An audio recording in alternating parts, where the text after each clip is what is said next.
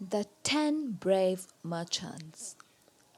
The village of Maraka was well hidden from the hustle and bustle of the city.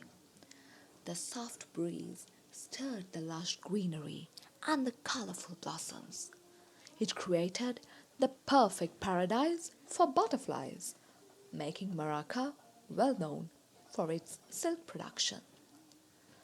The merchants of the village made money by trading silk. Out of all the merchants, there were 10 friends who strived to go out of their comfort zone. They decided to go to the city of Pampia, which was about 50 miles away from the village.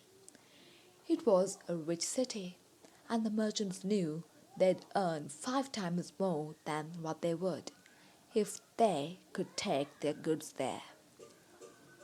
On a sunny morning, they set off with bundles of silk saddled on their horses, donkeys, and mules. It was more than a day's travel, but it was worth it, 'cause they earned more than what they expected. After a successful week in the city of Pampia, the merchants were on their way back to Maracá. The travel was more challenging since they got closer to the village after night had set in. They had to travel through a dense forest before they could reach the village. Now, there were 3 notorious robbers in this forest. The 10 merchants weren't aware of this. When the robbers saw the merchants passing by, they decided to plunder their belongings. They jumped before the merchants with daggers, sticks, and swords. Since the merchants didn't have weapons, they surrendered all the money and goods, including the very clothes they were wearing.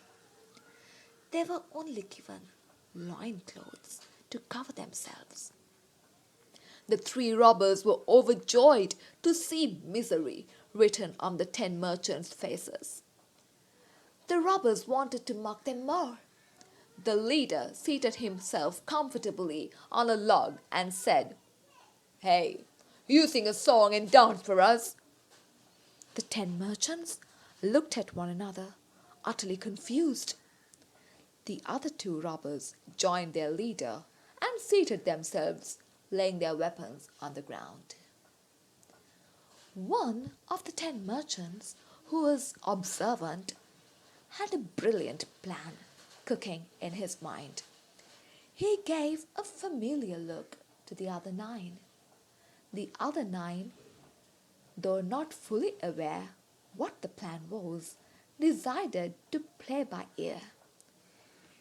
He started to sing a song, and the other 9 danced to his song, the Egyptian style. The song went something like this. "We are anti-men, they are arid men. If only arid men surround Ino man remains. Die, die, die, die, die, die, die, die, die, die."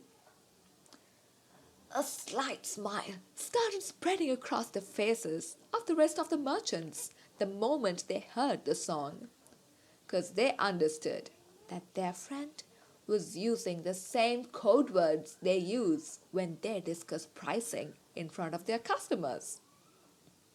"We are anti-men" meant we are 10 men. "They are arid men" meant they are 3 men. "If only arid men" meant if only 3 men. "Surround Eno man" meant take down 1 man. "Eno man remains," that is, 1 man would remain. "Tie, tie, tie" meant the remaining man can help tie the 3 robbers. Now that the merchants understood the plan clearly, they waited their moment. The robbers were filled with pride because they've conquered and plundered the merchants' belongings. They were laughing away, taking no notice of the song and dance. The wise merchant continued to sing, and the merchants approached the robbers where they were seated. The robbers didn't notice the merchants closing on upon them. When they were close enough, they pounced upon the robbers and took them down. The remaining merchant helped tie each robber's hands and feet. It was too late when the robbers realized that they've been tricked. They started rolling on the ground like bags of rice. They were entirely humbled now. The 10 men, on the other hand, quickly took back all what they've lost, plus what the robbers had already plundered from others. When they reached the village, the whole village was amused to hear the amusing adventure of the 10 brave merchants who went out of their comfort zone. The 10 merchants were highly celebrated thereafter because they smiled in trouble, gathered strength in distress, and grew brave by reflection.